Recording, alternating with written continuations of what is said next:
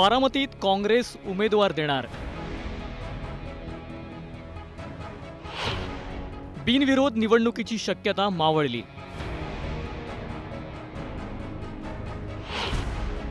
बारामतीची पोटनिवडणूक, महाविकास आघाडीला तडे. बारामती विधानसभा पोटनिवडणुकीत महाविकास आघाडीत तडे पडणार का याची चर्चा सुरू झाली आहे. कारण बारामती पोटनिवडणुकीबाबत काँग्रेसनं घेतलेली भूमिका आहे. राज्याचे उपमुख्यमंत्री अजित पवारांच्या विमान दुर्घटनेतील निधनामुळे बारामतीत पोटनिवडणूक होऊ घातली आहे. सुनेत्रा पवार बारामतीची ही पोटनिवडणूक लढवणार आहेत. सुरुवातीला ही निवडणूक बिनविरोध होण्याची चर्चा होती. मात्र बारामती विधानसभेच्या पोटनिवडणुकीत काँग्रेस उमेदवार देणार असल्याचं समोर आलंय. या दोन्ही ठिकाणच्या ज्या जागा आहेत या सर्वस्कृत आहे की तुतारी चिन्हावर राष्ट्रवादी या निवडणुका लढल्या होत्या. ते लढत नसतील तर काँग्रेस त्या ठिकाणी लढण्याकरता तयार आहे, अशी सविनय भूमिका ही काँग्रेस पक्षाची होती आहे.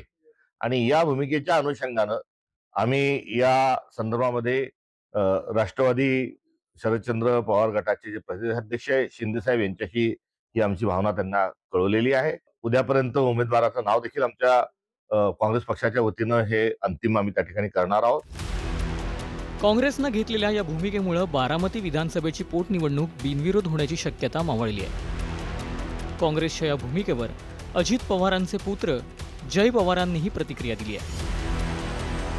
बघितलं असेल तर आजोबा म्हणजे पवार साहेबांचं पण एक बातमी आली की ते पण आग्रह करतायत बिनविरोध व्हायला पाहिजे.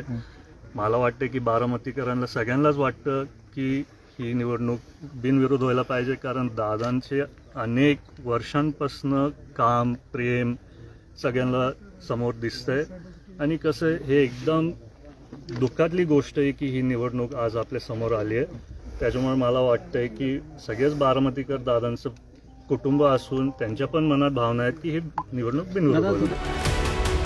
मागच्या वर्षी झालेल्या बारामती विधानसभेत अजित पवारांविरोधात शरद पवारांच्या राष्ट्रवादी काँग्रेसकडून युगेंद्र पवारांनी निवडणूक लढवली होती. मात्र अजित पवारांच्या निधनानंतर सुनेत्रा पवारांविरोधात निवडणूक लढवणार नाही अशी भूमिका शरद पवारांच्या राष्ट्रवादी काँग्रेसने घेतली आहे.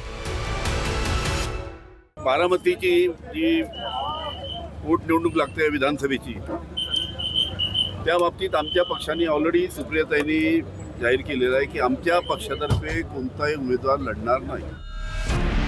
दरम्यान राष्ट्रवादी काँग्रेस पक्षाच्या अध्यक्षा आणि राज्याच्या उपमुख्यमंत्री सुनेत्रा पवारांनी उद्धव ठाकरेंना फोन केल्याची माहिती समोर आली आहे. बारामती विधानसभा पोटनिवडणुकीत पाठिंबा देण्याची विनंती सुनेत्रा पवार यांनी ठाकरेंना केलं असल्याचं कळत आहे. दरम्यान उद्धव ठाकरे यांनीही त्यांना पाठिंबा दिल्याचं वृत्त समोर आलंय. यांनी नक्कीच काल शिवसेना पक्षप्रमुख उद्धव ठाकरे यांच्याशी दूरध्वनीवरती चर्चा केली. उपमुख्यमंत्री सुनेत्राताई पवार यांचे जे पती अजितदादा पवार हे माननीय उद्धव साहेबांचे मुख्यमंत्री असताना अत्यंत विश्वासू आणि निकटचे सहकारी असं उद्धवजीने वारंवार आपल्याला सांगितलेलं आहे. त्याच्यामुळे मला असं वाटतं की माननीय उद्धव ठाकरे साहेब आपल्याशी आयुष्यावर बोलतील. बारामतीत पोटनिवडणुकीसाठी सुनेत्रा पवार सोमवारी उमेदवारी अर्ज दाखल करणार आहेत. यावेळी राज्याचे मुख्यमंत्रीही उपस्थित राहणार आहेत. बारामतीची ही निवडणूक बिनविरोध व्हावी असं आवाहन मुख्यमंत्र्यांनी केलंय.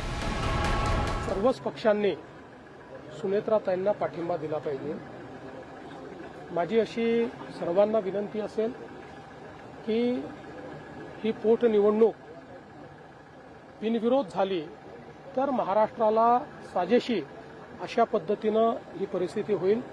यापूर्वीही अनेक वेळा महाराष्ट्राने बिनविरोध पोटनिवडणुका केलेल्या आहेत. मला असं वाटतं सगळ्या पक्षांनी मन मोठं करून बिनविरोध निवडणूक केली पाहिजे. बारामती विधानसभा निवडणुकीत काँग्रेस उमेदवार देणार असल्याची भूमिका काँग्रेसच्या प्रदेशाध्यक्षांनी मांडली असली तरी शरद पवारांचे दिल्लीतील काँग्रेस श्रेष्ठींसोबत असलेल्या संबंधांच्या पार्श्वभूमीवर काँग्रेसची ही भूमिका कायम राहणार का याची उत्सुकता आहे. त्याचसोबत पवारांचा बालेकिल्ला अशी ओळख असलेल्या बारामतीत काँग्रेस कुणाला उमेदवारी देणार याकडे राजकीय वर्तुळाचं लक्ष लागलंय. मात्र या निमित्तानं महाविकास आघाडीत एकवाक्यता नसल्याचं चित्र समोर आलंय. नरेश बोभाटेंसह ब्युरो रिपोर्ट, न्यूज 18 मराठी.